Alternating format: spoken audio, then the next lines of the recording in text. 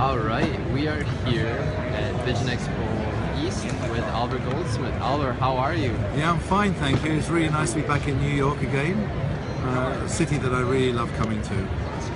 And where are you staying at this year? Well, I'm staying at the same hotel I always stay at because I like places which I know, and I'm staying at the Sheraton Times Square.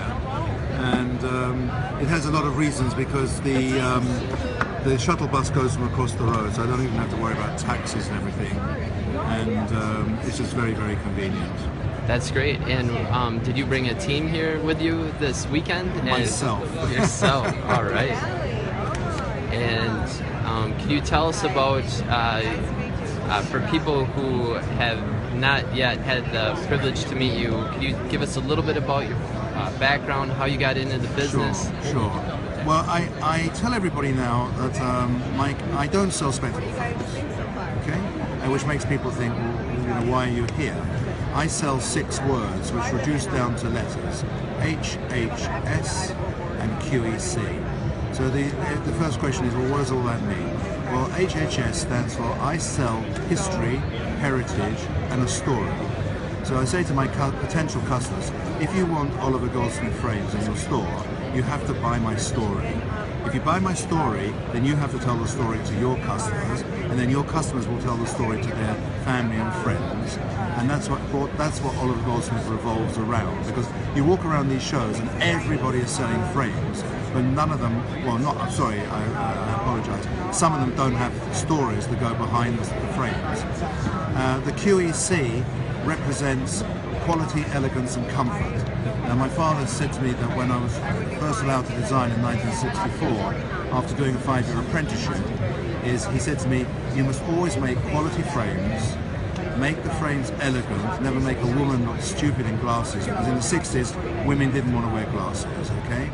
And educate the lady to understand that she's wearing face jewelry, and men are wearing face furniture. Because in the 60s, men didn't wear jewelry.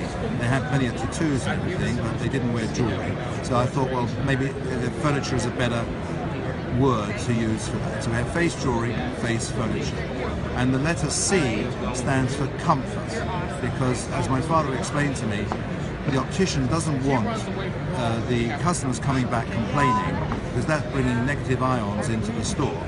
And if there's negative ions coming into the store, then you just can't imagine how much negativity is going on outside between their family and friends, which doesn't encourage new customers to come to the store to buy a frame, because they say they don't know how to fit a frame. So that's what my philosophy comes down to. That's great. And I'm guessing, oh, it looks like we have a question. Where do you find, where do you find to design when you have such a demanding travel schedule? Oh, maybe, yeah, how do you find time to design when you are traveling? Well, I'm very fortunate because at the moment retro is a very big business, and I have over 600 designs in my archive at home in physical form. So I kept a sample of everything I ever designed and made.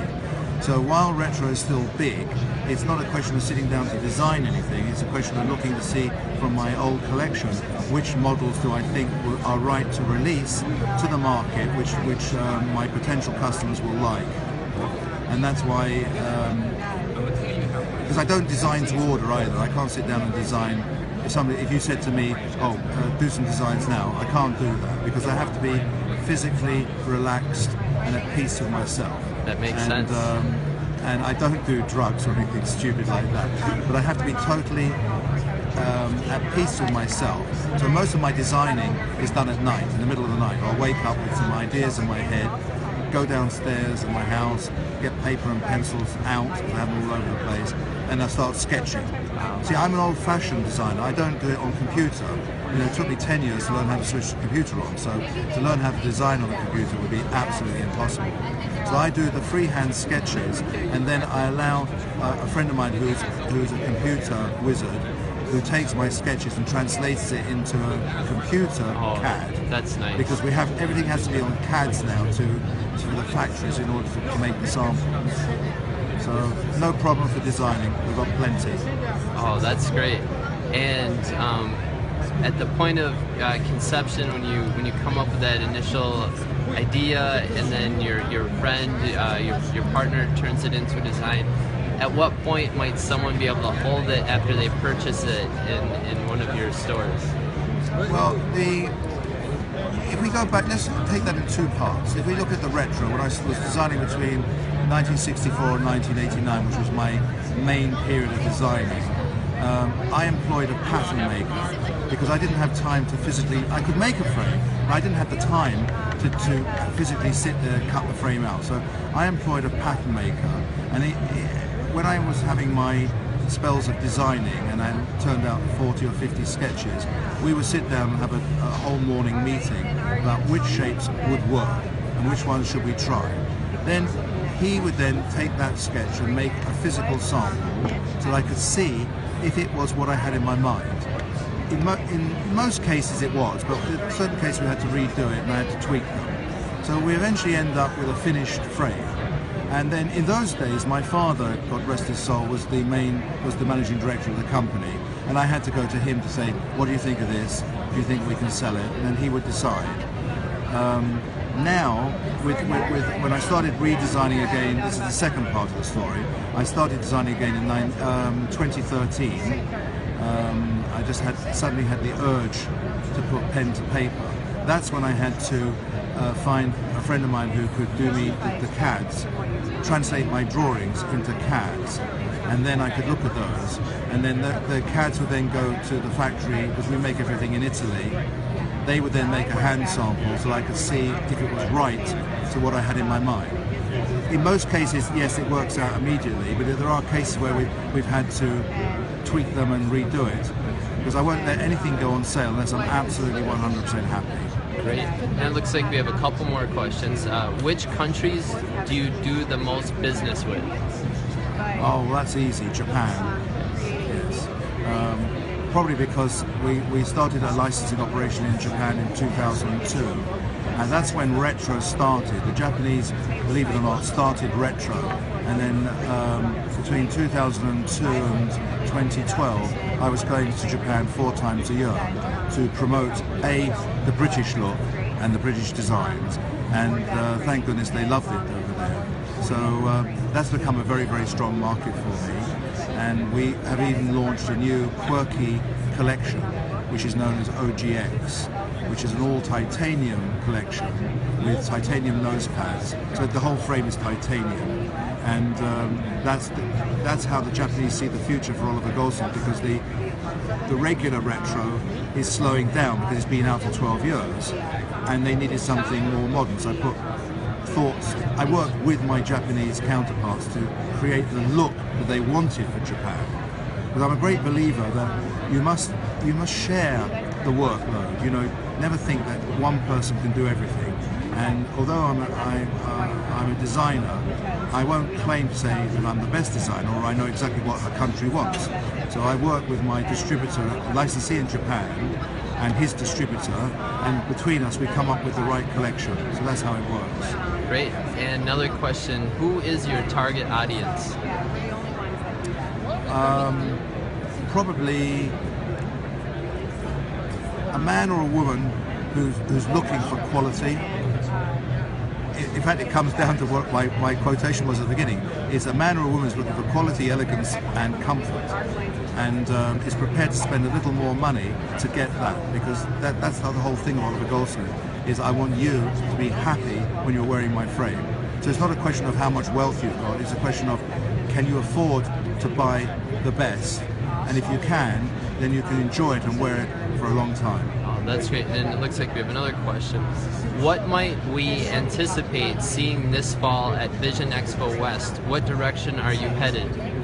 Well, I'm continuing with the retro theme, but I'm introducing 2 designs which I did in 2013 from my new look Oliver Goldsmith, which we're going to say is the modern look. Now these 2 frames are based on aviator styles, and they're going to be made in a material called bronze, which is a very hard metal which doesn't go out of shape or distort. And those two will be the modern ones, plus some more retros from the 70s and 80s. Great. And we have about 5-10 minutes left. Do you have some products that you'd like to share with us and the viewers today? I can, but I've got to get them. Oh, sure. They're not right to hand. Let me just see.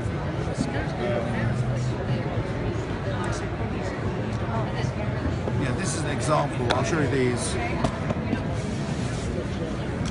These are examples from my Japanese collection, which you'll see are quite different. But the feature here is that the frame is all titanium, and if you look here on the back, the nose pads are titanium, so there's no plastic involved at all. So no allergy problem, very lightweight, and I tend to refer to this collection as my quirky collection because it's quite different. But the advantage with this collection, apart from the fact that it fits the Japanese and Asian faces, it also suits the African American nose, which is very flat on the top of the bridge. So when they try this on, they find that it's absolutely so comfortable, and they say, my goodness, I've now found a frame that actually fits me.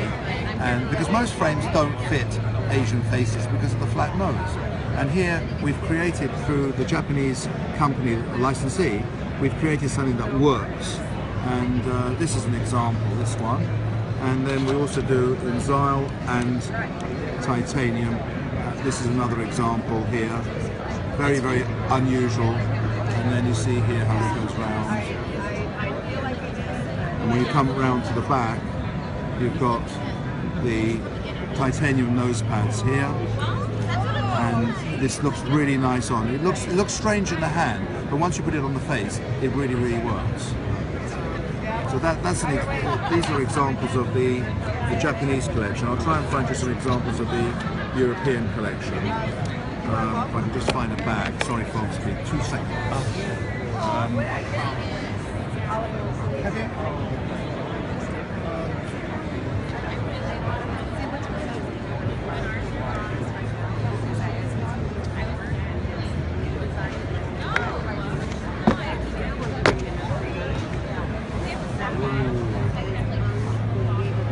This is what is most popular. This particular collection I'm showing you at the moment is made in Japan, and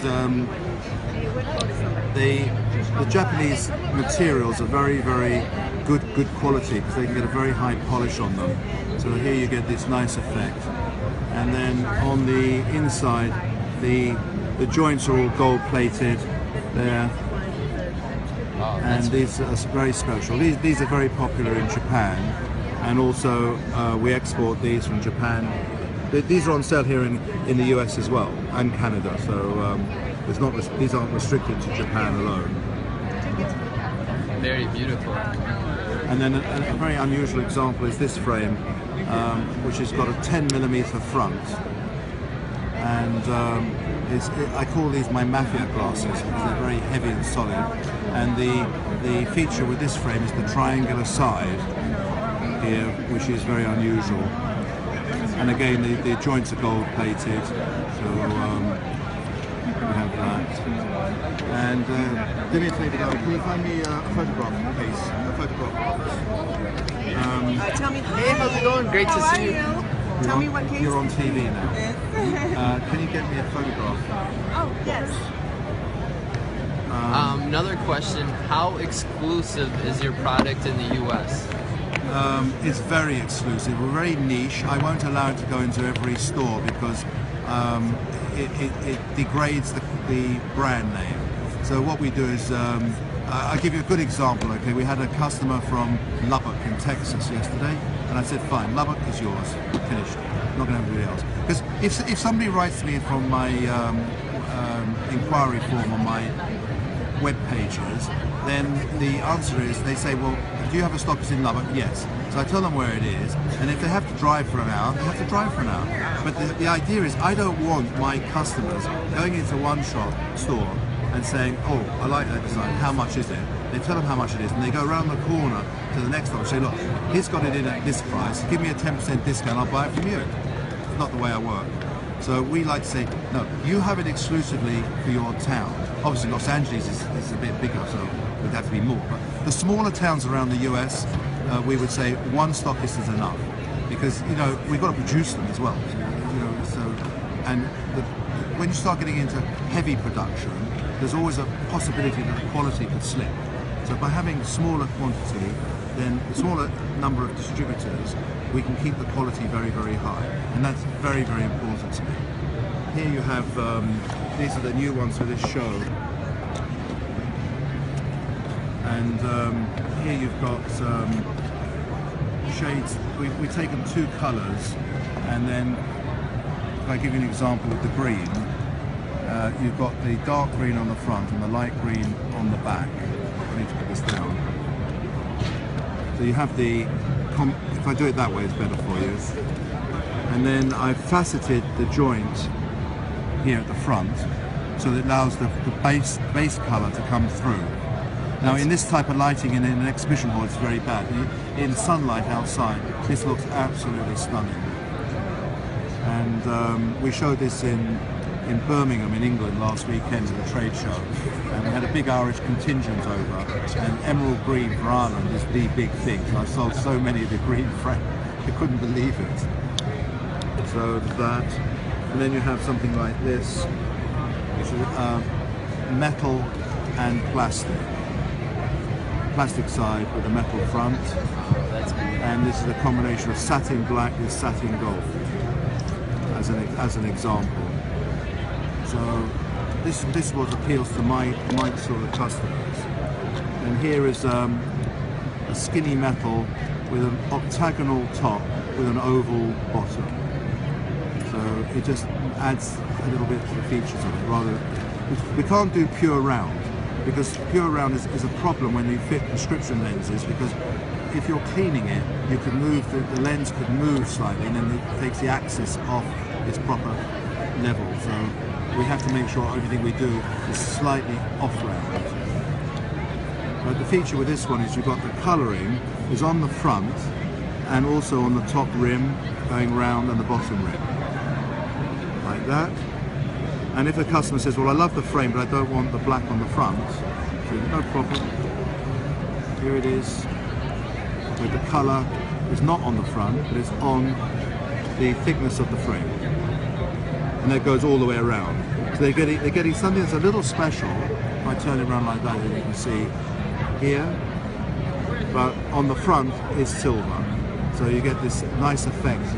Oh, it's just something that the customer can say to a friend, look at this, how interesting is it? Got colour here, but from the front it's silver. And we do the same with the gold with a brown, and this is more for a man. Well, it is for a man, but women wear, the funny thing is actually that women wear all the men's frames today, so it's not like it's restricted to men. One or two of my frame designs are strictly men, but that doesn't mean a woman can't wear it. You know, it's just what they want. Can I get another tray? Can I get another tray? Rocky, can I have another tray, please? So I'm just going to get you another tray because there are some very unusual. I'd love the one which has got the. No, I want the one with the lily and the Christina. I want to. I'm just going to get these things quickly for you because we've started we're fusing colours together. So instead of going to the factory and saying what colours have you got, I say, okay, well, I like that colour and I like that colour. I want you to fuse them together. And a good example is this frame. So what I've done here, I've taken light tortoiseshell and fused it with white lace, plastic white lace. Wow. So you've got that.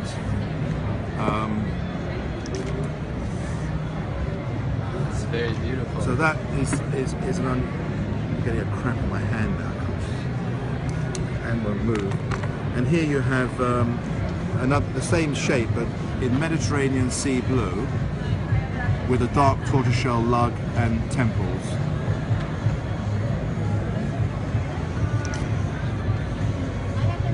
So this is the sort of thing that we're doing, and one of my favourite frames colours is this one, which is a very wearable very wearable frame, very 1950s style, which I've incorporated the lilac and the light brown, the whiskey colour. It's very beautiful. Put it on a woman's face, it looks absolutely fantastic. So, and this is a #1 seller for this design in this colour. Because you know, when I was talking about the QEC, this comes under the E, the elegance. I don't want women to look silly in glasses. There's plenty of frame people selling here that have really crazy shapes because that's all they can do. But it doesn't make a woman look good. You know, it's all right to have it as a spare pair for a party or a fancy dress, but to go out in the street every day wearing something which is a bit bizarre, I wouldn't want my women doing that. So then the side's the same thing. The side goes mauve into the brown at the end. And all genuine Oliver Goldsmith frames on this collection, which we make in Italy, has the OG set into the base of the temple in the tip. And Oliver, we have one last question that has come in. Is there any significance with the names of each frame? In most cases, yes. All the women's frames are women that I've met, or women who I've asked permission, can I use their name on the frame? Or it could also be places that I've been around the world. I try to come up with unusual names, but the rep that's just been helping me, she's got her own frame. Where's the rock? She's got her own frame named after her. And you see, because I'm the owner, the boss, and everything at Oliver Goldsmith, because I'm a licensing operation, so I don't need staff. So, it's up to me. If I want to change the name of the frame, I can change it and say whatever I want. So we could have a Peter, we could have an Ashley. That's always possible. Where's Rob? This I promised my sales lady from Boise, Idaho, who does the Northwest, I would name a frame after her, and this is the one I've called from her surname, because she's Christina with a C, and we already have a Christina with a K. So I said, is it all right, Christina, if we call it Rock, which is her surname? And she said, I'll be wearing it all the time. So this is it. And then what I've done here, I've taken tortoiseshell, and I've lined it, I don't know if it'll show up on the camera, but I've lined it with green on the back. So you have a nice combination. Very beautiful. And even the side design, I've created it where it's narrow here, widens out, and then goes back into a normal bend over the ear. So just a bit of added small detail, which is not crazy or anything, but it just works. So Oliver, if somebody wants to get a hold of you, they want to purchase frames for their optical, what's the best way to do that? Well, the best way at the moment would be to email me, and then I'll pass their details on to the country where they're residing, who's my distributor, and then they can contact. And the best email address to use, it's very easy, it's Oliver Goldsmith, all one word, at hotmail.com. And then I answer everything within 24 hours, but because I'm very, very particular that I don't like people to have to wait. It's just a question of where I am in the world and what the time hours are different. So, but otherwise, yes. Then I'll tell them which is the distributor that they can call to have a rep come in and show them the collection. And any advice or recommendations for the opticians that are watching this on maybe how they can establish better connections with their clientele, their patients, and their customers? Well, the first thing is give me a try. We don't make big minimum orders. If it's a new account, I like them to open with a 20-piece order, because with less than 20 you can't show a designer collection. From feedback from my customers here in the States, they get dispensed immediately. But what I suggest, I have two suggestions, is that one, before they put them on display, I say to the optician, phone your 10 best customers and tell them that you've got this new quirky collection in from England and you'd like them to see it before you put it on display. Now that makes the customer feel very important. He or she comes down to the store, they look at the frames, they try them on. 8 or 9 times out of 10 they'll like it, and there's a possibility they'll buy it. Some don't, but then my answer to the optician, look, I've got them in the store for you, now it's up to you to sell them something. rather than let me go. But they will buy at the Oliver Goldsmith because they tried on. First words they say about my frames is this: wow, that's comfortable. Now that's half the battle for the optician because he hasn't got to convince them about it. And then they say, wow, it's a really lovely frame on. Well, there's your elegance. And they've already said about comfort and the quality we build into every frame. So it's not a question of we don't have the quality. So the difficult thing is getting the optician to give me a try because they don't know who I am.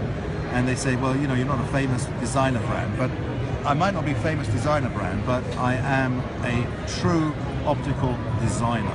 And that's the big difference between all these brand names, these so-called designer names, which are just taken out from fashion designers in clothing industry, jewelry, perfume, who never see the frame. They don't design the frames, they're all designed by in-house companies. So I'm a true designer. I spent my whole life in optics. And, you know, sort of in closing, this is our 90th anniversary year, and we're going to be launching one frame, 90 pieces, numbered with a certificate of authenticity, and there'll only be 90, and that's going to come out at Silmo in Paris at the end of September. And is there a website that people can learn more? Sure. My website is www.olivergoldsmith.co.uk, and on there you can see we have over 70 frames in the V&A Museum, the Victoria and Albert Museum in London, and there's 3 videos which show me talking about each individual design and who wore it and the date it was made.